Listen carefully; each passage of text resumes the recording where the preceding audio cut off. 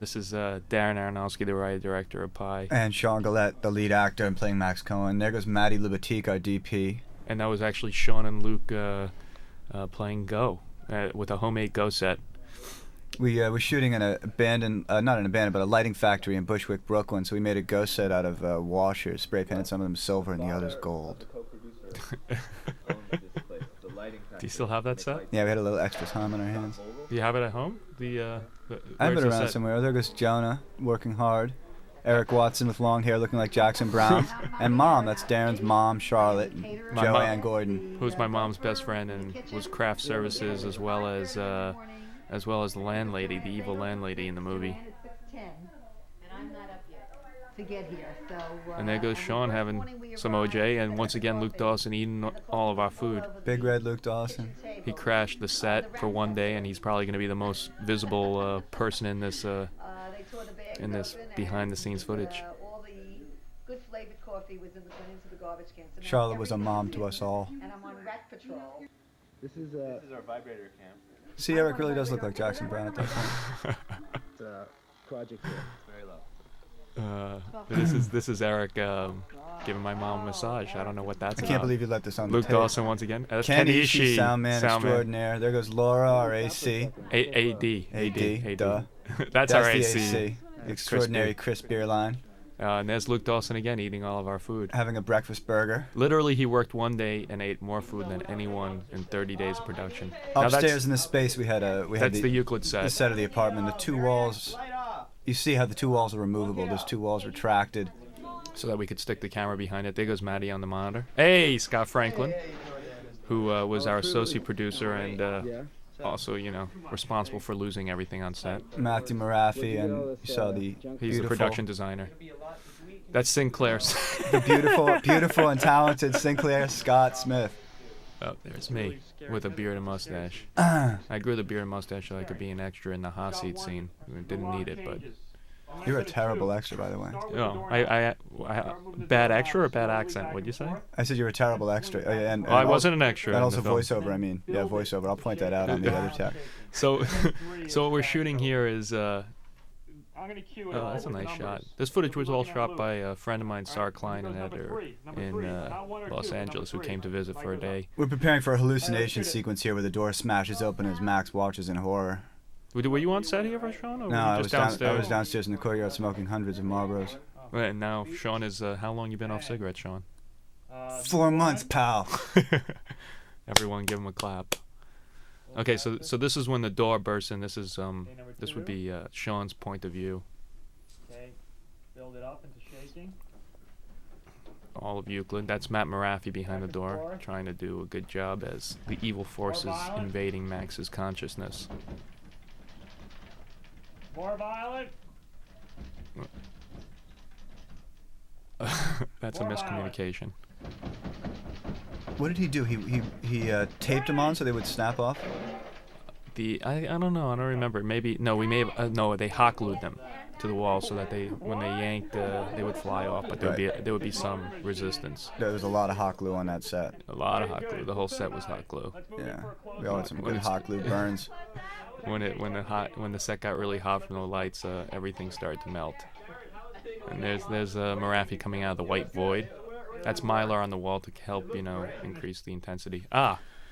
Now here we are. We're at the Shul. Now where was this? The 8th Street Shul on 8th Street in Manhattan Between B A and C. No, yeah. B and C all the way Lower East Side. It's a great shul that has a sort of a tradition of community service in that neighborhood, and the rabbi was very welcoming. And It was more of like a squatter temple. In fact, I think. no, I mean it's a working shul. I But don't think it he was- had AA and NA meetings in the place. Right.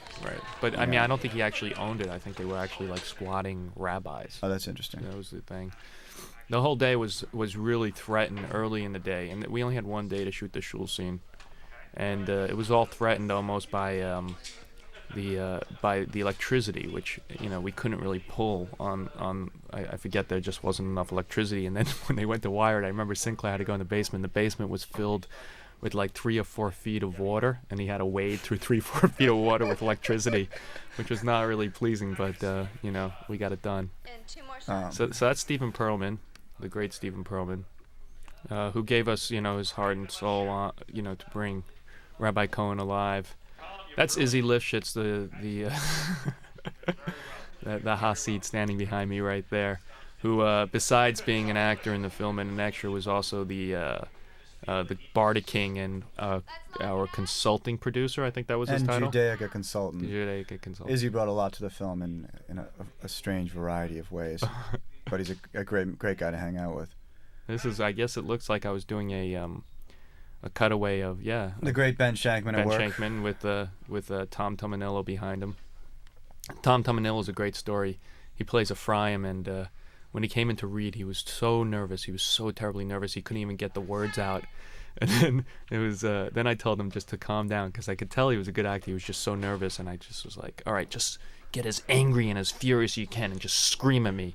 And he just like let completely loose and just like screamed, and I was like, Ephraim, and we cast him on the spot. You and Eric were terrified. You like fell back in your chairs like, all right, we'll cast you. But that's Sean Gillette bald for the first day. He got the first half of the day he had hair for the tefillin scene, and for the second half he got bald. And actually Eric Watson right there. Eric shaved his head in sympathy and solidarity. Sundance.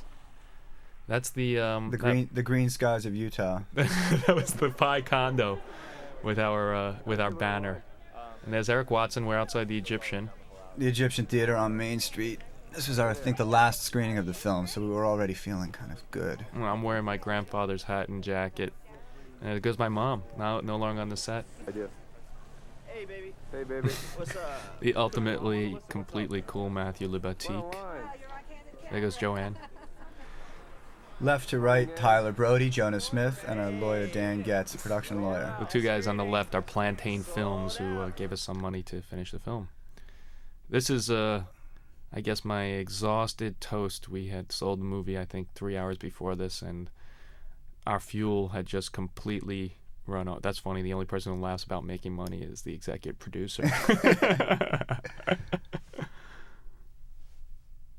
There goes Samya. Well, it's funny how at the happiest moment, sometimes the energy is just totally flat and off. It's great. It's like, look at Samya. She's like passing out in the background. But we had really good champagne. That's all I remember. This really was the Pi family. This is a very tight-knit group. This is the closing night award ceremony at Sundance '97, and Paul Schrader is presenting the Director's Award. That's Jeff Gilmore behind him, who is the head of the selection committee. Schrader, of course, wrote Taxi Driver, is a tremendous director in his own right, and Darren just won the award. It was pretty jaw-dropping.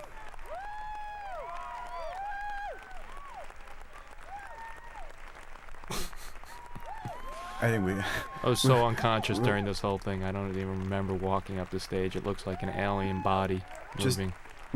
Just getting into Sundance, we were already just flipped out with joyfulness. Paul Schrader. What do you know?